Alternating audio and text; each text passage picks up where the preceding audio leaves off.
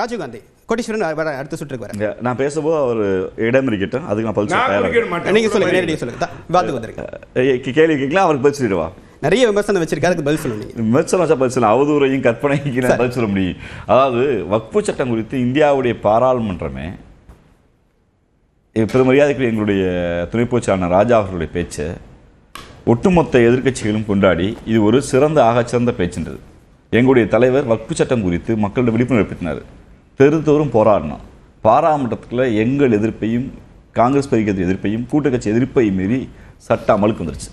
அரசியல் சட்டம் நடைமுறைக்கு வருகிற போது அதில் பல திருத்தங்களை திராவிட இயக்கங்கள் பொதுவுரிமை இயக்கங்கள் வச்சுச்சு. ஆனால் சட்டம் நடைமுறைக்கு வந்துச்சு. சட்டத்தின் ஆட்சி நடக்கிற இடத்துல சட்டம் நடைமுறைக்கு வந்துட்டா அதை ஃபாலோ பண்ண வேண்டியது அரசுடைய டியூட்டி. அதுதான் கொஞ்சம் கொஞ்சம் கொஞ்சம் நீங்க வெயிட் பண்ணுங்க. ஜவஹர்லால் நீங்க பேசும்போது அமைதியா இருந்தாங்க.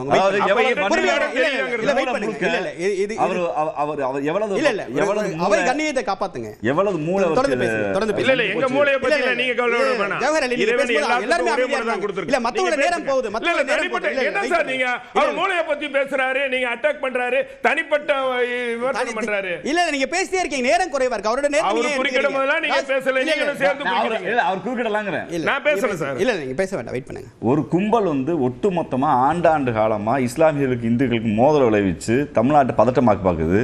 தன்னை இஸ்லாமியர்கள் அடையாளப்படுத்தி கொண்டு சங்கி மூலைக்குள்ள உட்கார்ந்து மூளையை குப்பை தான் சொல்ல முடியும். அப்பதான் சொல்லுவேன். அதுக்கு என்னன்னா விட்டு போங்க. நீங்க திருப்பரங்குன்றத்தில் பற்றி எறியது ஆண்டாண்டு காலமாக ஓமுருகாங்கிற முழக்கமும் கந்தர்மலைங்கிற முழக்கமும் சிக்கந்தர்மலைங்கிற முழக்கமும் ஒன்றா வாழ்கிற மக்கள்கிட்ட திடீர்னு ஒரு கல்லை ஒரு நீதிபதி சொல்லிட்டு போனால் அப்பீல் போட்டிருக்கான்.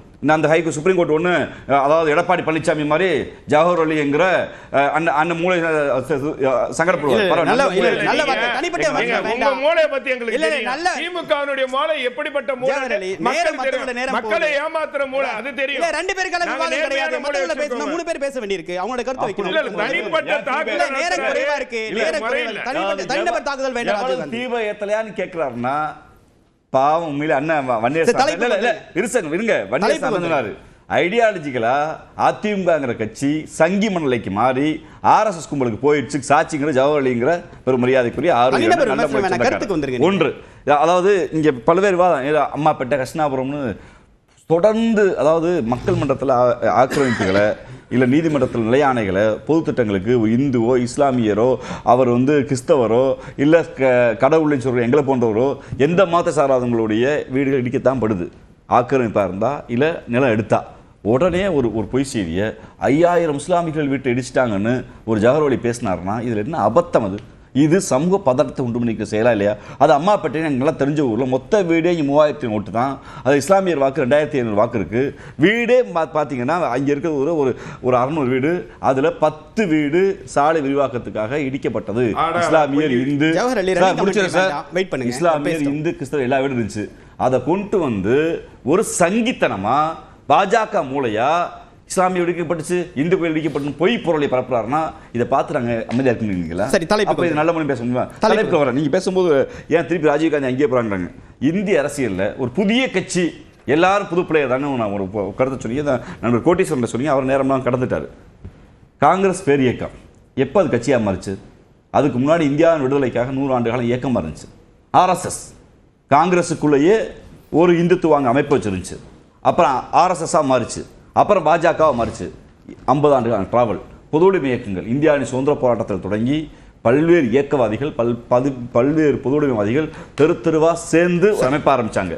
இந்திய முஸ்லீம் லீக் இந்தியாவின் விடுதலைக்கு போராடி பல்வேறு மாகாணங்களாக ஒன்று கூடி 30 ஆண்டுகால டிராவலுக்கு அடுத்து இந்திய யூனியன் முஸ்லீம் லீக், திராவிட முன்னேற்ற கழகம், நீதி கட்சியா சுயமரியாதை இயக்கமா, திராவிட கழகமா, திமுக, அதிமுக, நீதி கட்சியா சுயமரியாதை இயக்கமா, திராவிட கழகமா, திமுகவா, அதிமுகவா, இங்கே இருக்கக்கூடிய எல்லாம் தமிழ்மாநில தமிழ்மாநில காங்கிரஸா ஜனதா காங்கிரஸா, இந்தியா அப்புறம் காமராஜ் காங்கிரஸா, இப்படி எந்த ஒரு கட்சி இந்தியாவில் புதுசாக ஒரு தனி மனிதர் கட்சி ஆரம்பிச்சு ஜெயிச்சான்னு சொல்லுங்க. ஒரே ஒரு விதிவிலக்கு, சிரஞ்சீவின்னு ஒரு நடிகர் வந்தார், காணாமல் போயிட்டார்.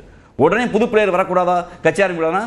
எல்லோருக்கும் சுதந்திரம் உண்டு. ஆனால் அந்த மனிதருக்கு, அந்த அமைப்புக்கு இந்த மண் மக்கள் குறித்தான ஆர்வமும் மக்களுக்காக செய்த வேலையும் என்னன்னு திட்டம் இருக்கு. அதான் நாங்கள் சொல்றோம். அதனால தான் அவங்க நாங்கள் கடந்து போல உண்மையிலேயே மண் மக்களுக்காக வேலை செய்த அதிமுக பலவீனம் ஆயிடுச்சுங்கிறது என்னன்னா, கருத்தியலாக அண்ணன் ஜவஹர்லால் போன்றவர்களே இஸ்லாமிய வீடு 50,000 வீடு அடிச்சிட்டாங்கன்னு ஒரு பெரிய பேசுவதும் திருப்பரங்குன்றத்தில் திவகத்திலேயேன்னு அண்ணன் ஹைதர்லயே பேச்ச மதுரை மக்களும் தமிழ்நாட்டுக்குள்ள எல்லா முற்போக்குவாதியும் பார்த்துட்டு இருப்பாங்க. அந்த மூளைக்குள்ள என்ன இருக்குன்னு மக்கள் முடிவு சொல்லுவாங்க. கோட்டீஸ்வரன், ஐடியாலஜிக்கலாவே அதிமுக மாறிட்டு வருது அப்படின்ற விமர்சனத்தை ராஜீவ்காந்தி வைக்கிறார். இன்னொரு பக்கம் அதிமுக பலம் பெறுவதற்கு கூட்டணி தான் அவசியம் அப்படின்னு அந்த கட்சியுடைய தலைமையை நம்புறாங்க. ஆனா யாரும் முன்வர மாட்டேன்றாங்க. என்ன காரணம் சார்? நான் இப்போ ஒரு வாக்காளர், நான் பொதுமக்களோட மனநிலையை பிரதிபலிக்கணும்னு நினைக்கிறேன். எனக்கு எந்த கொள்கை எப்படி போனால் எனக்குன்னா சார், எனக்கு கரண்ட் பில் எவ்வளோ இருந்தால் எனக்கு ஃபஸ்ட்டு முக்கியம். என் புள்ள போய் ஸ்கூலில் போய் படிக்க முடியுதா, நீட்டு தேர்வு ரத்தாகுதா, ரத்து இல்லையா, அதுக்கப்புறம் சொத்து வரி தண்ணி வரி என்ன பிரச்சனை, அதுக்கப்புறமா பாஜக கூட கூட்டணி போனால் அது எங்களுக்கு பிடிக்காது. தமிழகத்தில் அந்த ஒரு பிரச்சனை இருக்குது. அப்புறம் குடும்ப அரசியல் இருக்கா இல்லையா, பிரச்சனையா இல்லையா, தேர்தலில் தொடர் போராட்டம் இப்போ நடந்துக்கிட்டு இருக்குது, சட்ட ஒழுங்கு பிரச்சனை இங்கே இருக்குது, ஜம்மு காஷ்மீரில் பிரச்சனை இருக்குன்னா அதுக்கு அதை வேறு. அப்போது உங்களுக்கு வக்ஃபு மசோதா, ஜம்மு காஷ்மீர் இஷ்யூ, சனாதன சக்தி, ஆர்எஸ்எஸ் கைக்கூலி, அமித்ஷா, மோடி அப்படின்றது ஜனங்க பழி வாங்கிட்டாங்க. எப்போனா போகிற பாராளுமன்ற தேர்தல். இது பிரதமருக்கு உண்டான தேர்தல் அல்ல. இது நான் சொல்கிற தமிழக முதலமைச்சருக்கு உண்டான தேர்தல். போன 2021 தேர்தலில் எடப்பாடி பழனிசாமி முதலமைச்சராக வேண்டான்னு மக்கள் முடிவு பண்ணாங்க. இந்த தேர்தலில் முதலமைச்சர் ஸ்டாலின் அவர்கள் திருப்பி வரணுமா வேணாமன்னு தான் முடிவு பண்ணுவாங்க. வேணும்னா ஆமான் போட போகிறாங்க, வேணான்னா மாற்றி போடுவாங்க. இதுதான் இங்கே ஃபேக்டராக இருக்குமே தவிர்த்து மற்றபடி பிஜேபி, ஆர்எஸ்எஸ், காங்கிரஸ் பேரேக்கும் அப்படி இருந்தது, இந்த மைனாரிட்டி ரைட்ஸ் இப்படி போச்சு, மெஜாரிட்டி ரைட்ஸ் போச்சு, திருப்பரங்குன்றத்தில் அது திருப்பரங்குன்ற இஷ்யூ அங்கே இருக்கிற பிரச்சனை, அஸ்தினாபுரம் பிரச்சனை அங்கே இருக்கிற பிரச்சனை. நீங்கள் பை அண்ட் லார்ஜ் மேலே பார்க்கும்போது தாவேக்கான்ற ஒரு புது கட்சி கட்சி அரசியலே பேசாமல் கொள்கையே பேசாமல் பாட்டு போட்டு வீம்ஸ் பண்ணிட்டு வைரலாக போயிட்டு இருக்கிறாங்க. நம்ம அதையும் பார்க்கணும். அவங்களுக்கு நம்ம பேசுறது என்னன்னே தெரியாது. ஸோ அதனால் பொதுமக்கள் பார்வையில் பார்க்கும்பொழுது அவங்களோட அன்றாட பிரச்சனை, சட்டம் ஒழுங்குல நல்லா இருக்கா மோசமாக இருக்கா, போதைப் பொருள், இந்த மாதிரி விஷயங்கள் தான் பேசு பொருளாகும். நீட்டுக்கு ரத்து இருக்கா இல்லையா, மெட்ரோ ரயிலுக்கு மத்திய அரசு காசு கொடுக்கல, நிவர் ஆகட்டும், கஜாவாகட்டும், ஒக்கி ஆகட்டும், இந்த மாதிரி விஷயத்துக்கு பணம் கொடுக்கல மத்திய அரசு. அப்போ இதெல்லாம் தான் அரசியல். அப்புறம் கவர்னர் அரசியல் பண்ணுறாரு, அது தேவையா இல்லையா? ஏன்னா மாணவர்கள் பாதிக்கப்படுறாங்க. இந்த மாதிரி மக்கள் சார்ந்த பிரச்சனை தான் மக்கள் பார்ப்பாங்க. இதுக்கப்புறமாலாம் இந்த கொள்கை என்ன, கூட்டணி என்ன அப்படின்றதெல்லாம் கொஞ்சம் கொஞ்சமாக மங்கடிக்கும். சிறந்த கொள்கை அப்படின்னு பார்த்தா கம்யூனிஸ்ட் கட்சி தான். இன்னைக்கு கம்யூனிஸ்ட் கட்சிக்கு என்ன ஒரு 20% வாக்கு இருக்கா? என் போன்றவர்கள் அதில் வருத்தம் இருக்கு. ஆனால் மக்கள் பிரச்சனையே ஃபர்ஸ்ட் மக்கள் பிரச்சனையை தான் பார்ப்பாங்க. யார் என்ன கொள்கை பேசுகிறாங்க, அவங்க என்ன சொல்கிறாங்க, அதெல்லாம் இல்லை. அவங்களுக்கு அவங்கள சந்தோஷமாக வச்சுக்கிற ஒரு ஆட்சி எதுவோ அதை தான் அவங்க தேடுவாங்க. திருமுனைவர் பாஷா, இப்போ 100 நாள் வேலை திட்டம் மக்களுக்கு எதிராக மாற்றப்பட்டிருக்கு, மக்களுக்கு எதிரான திட்டமாக மாறி இருக்கு அப்படின்னு சொல்லிட்டு திமுக விமர்சனத்தை முன்வைக்கிறாங்க. இந்த மாதிரியான விமர்சனத்தை முன்வைக்கிறது மூலமாக பாஜக மேலும் கூட்டணியோடு சேர்ந்து பலவீனம் அடையுது அப்படின்ற கருத்தை கோட்டீஸ்வரன் சொல்றார். உங்களுடைய பார்வை? இல்லை சார், 100 நாள் வேலை திட்டத்தை 125 நாளாக 25 நாள் உயர்த்தியே கொடுத்துருக்காங்க. அதனால் இதனால் மக்களுக்கு எந்த பாதிப்பும் வரப்போகிறதில்ல. இது ஏதோ திராவிட முன்னேற்ற கழக ஆட்சிக்காக மாநில அரசு தன்னுடைய நிதியை தரணும்னு போடலை. இந்தியா ஃபுல்லாக இருக்கிற எல்லா மாநில அரசுகளும் அதை ஏற்றுக்கிட்டு அதை செயல்படுத்த போகிறாங்க. அதனால் எந்த விதமான பாதிப்பும் ஏழை எளிய மக்களுக்கு வரப்போகிறதில்ல. அதை விட 25 நாட்கள் அதிகமாக வேலை செய்யக்கூடிய ஒரு வாய்ப்பை இந்த திட்டம் உருவாக்கி இருக்கிறது. ஒன்று. ரெண்டாவது கோட்டீஸ்வரன் சொன்னதை போல் இந்த தேர்தல் மோடி தேவையா இல்லையா, பாரதிய ஜனதா கட்சி மக்கள் விரோத கட்சியா இல்லையா என்பதை பற்றி பேசுவதற்கான பேசு பொருள் அல்ல. திமுக ஆட்சி நீடிக்க வேண்டுமா கூடாதா,